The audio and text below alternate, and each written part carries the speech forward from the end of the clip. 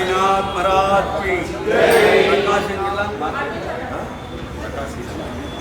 ప్రకాశం జిల్లా నుంచి పల్లకి ఇక్కడికి షిరిడి వచ్చింది. ఇక్కడ కుమారస్వామి ఆశ్రమం నుంచి పల్లకి సేవ చేసుకుంటూ భక్త బృందం వచ్చారు. ఇది సప్తాహం చేశారు. అక్కడ సప్తాహం చేసి చివరి రోజుగా ఈరోజు పల్లకి సేవ చేసుకుంటూ బాబా దర్శనానికి మొదట ఖండోబా ఆలయానికి వచ్చి అక్కడి నుంచి బాబా ద్వారకామాయికి చేరినట్లుగా తెలిసింది కనుక అందుకని ఇప్పుడు మనం అందరము ఫస్ట్ ఖండోబా ఆలయం. ఖండోబా అంటే శివదేవుడు, గ్రామదేవత శివదేవుడు. ఇక్కడికే వచ్చాడు. మొట్టమొదటి సాయినాథుడు పెళ్లి బృందంతో దిగింది ఇక్కడే.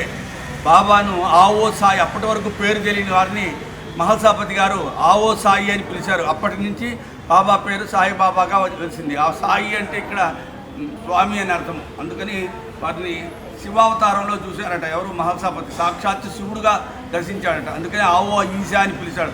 ఆ ఈశా కాస్త సాయిగా మారింది కనుక మనం మొట్టమొదట మన పల్లకీని కూడా ఇక్కడి నుంచే తరలించుకొని మనం ఇప్పుడు 1వ నెంబర్ గేట్ నుంచి 2వ నెంబర్ నుంచి 3వ నెంబర్ గేట్ వరకు వెళ్ళి బాబా దర్శనానికి వెళ్తాం. ఈ అవకాశం మనకు బాబా ఇచ్చాడు కనుక మనమందరికీ ఈ అవకాశము, ఈ దర్శనము అన్నీ అయ్యాయి. శ్రీ సచ్చిదానంద సద్గురు సాయినాథ్।